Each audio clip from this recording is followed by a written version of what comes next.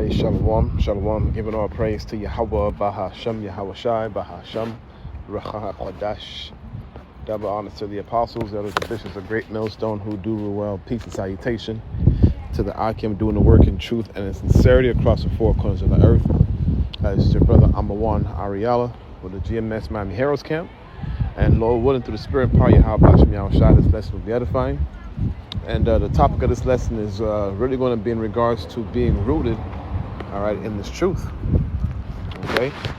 And as you may already know, all right, the Heavenly Father has blessed us with the opportunity or the ability to understand His truth, all right?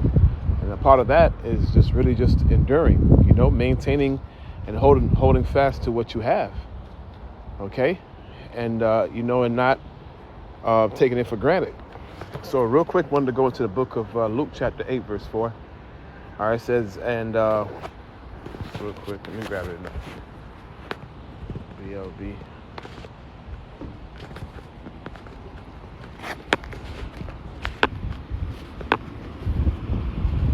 Okay.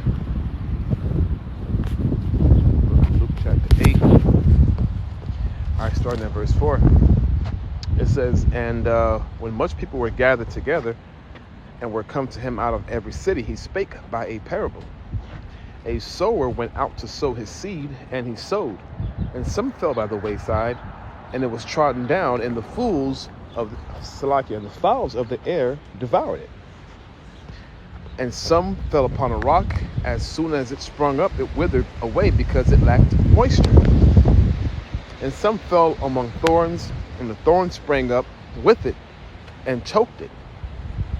And other fell on good ground and sprang up and bare fruit 100-fold. And when he had said these things, he cried, he that hath ears to hear, let him hear. Right, so this is Yahawashi, okay, speaking in parables.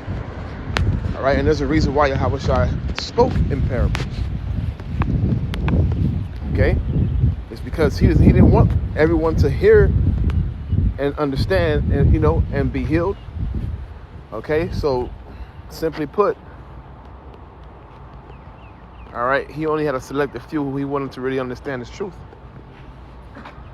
Okay, and it's the book of Mark chapter 4, starting at verse 10. It says, and when he was alone, they that were about him with the 12 asked of him the parable. And he said unto them, unto you it is given to know the mystery of the kingdom of the Most High God. Right? But unto them that are without, all these things are done in parables. Okay, so meaning if you're not a part of the elect, you're not going to understand this truth. Okay? Which, that ties back into the whole parable of the sower. And we're going to go into the breakdown of what he meant by that parable. Okay, so let's go back to the book of Luke chapter 8, and we'll start at verse 9. And it reads, it says, and his disciples asked him, saying, and what might this parable be? And he said, unto you it is given to know the mysteries of the kingdom of the Most High, but to others in parables, that seeing that they might not see, and hearing that they might not understand. Right, so the Lord has his selected few who he doesn't want to get this truth, man. Okay, this is why he spoke in code. So the ones who are meant to hear it, they heard it. Okay, and not just heard it, they were able to grasp it and bring back 100-fold, because you have a lot of people that hear this truth. All right, they adhere for a season, and then when temptation or hard time come, right, when the storm comes, all right, that belief, that understanding, that little faith that they had was wiped away, washed away. Okay, so continuing on, it says, now the parable is this: the seed is the word of the Most High God. Right, so the truth, the seed is the truth that gets planted into you. Okay, and that truth either grows or it dies. Okay. It says, those by the wayside are they that hear, then cometh the devil and taketh away the word out of their hearts, lest they should believe and be saved.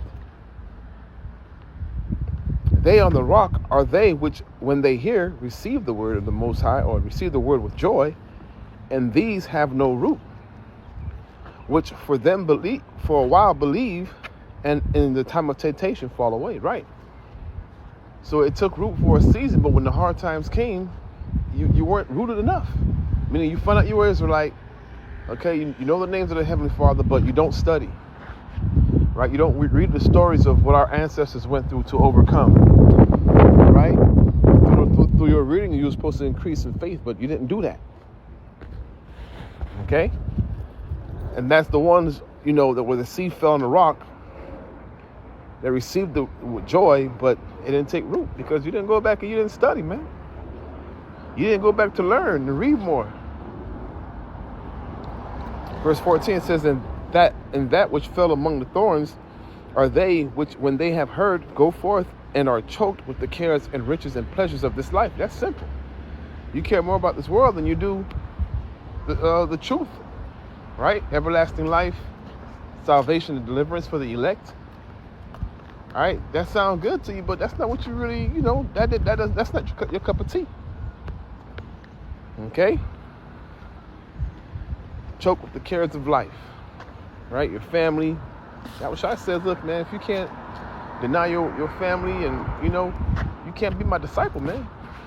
Okay? You got to make sacrifices in this truth.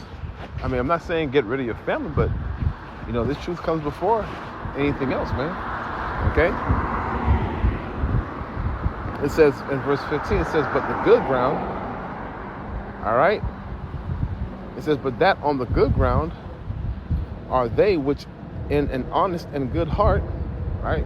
Your mind is right with Yahawashi.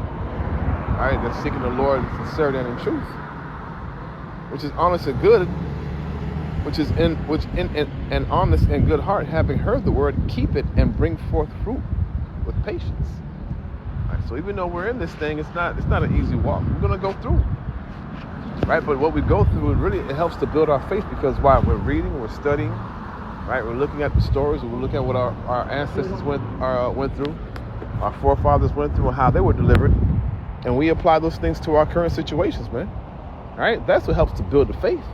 Not giving up, okay? Not going back into the world. All right, not how you say, not giving more care about what I got going on in my life, other than the truth, the brotherhood. All right, put your life on the line, for to bring forth this truth, doing your sit downs. All right, to help edify the flock. These things are more important. They're more pertinent, especially now with the prophecies, popping off the page, and these things are happening that were spoken of before time.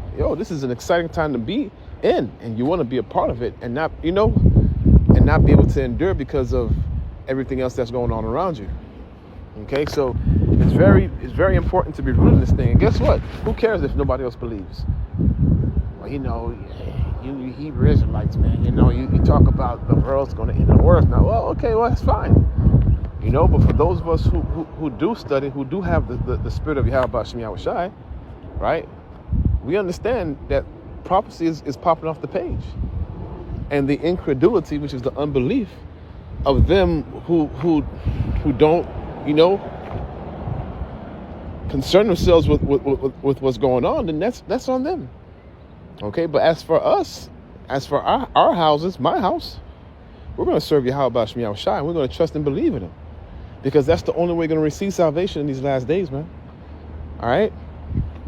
So with that, Lord willing, this was edifying. Stay rooted in this truth, man. Okay? Multiply your fruit. Study to show yourself approved. All right? These precepts were written aforetime for our learning. Okay? So with that, I want to give all praise, all honor, and glory unto Yahweh, Bahashem, Yahawashi, Bahashem, Racha HaKodash, Shalom.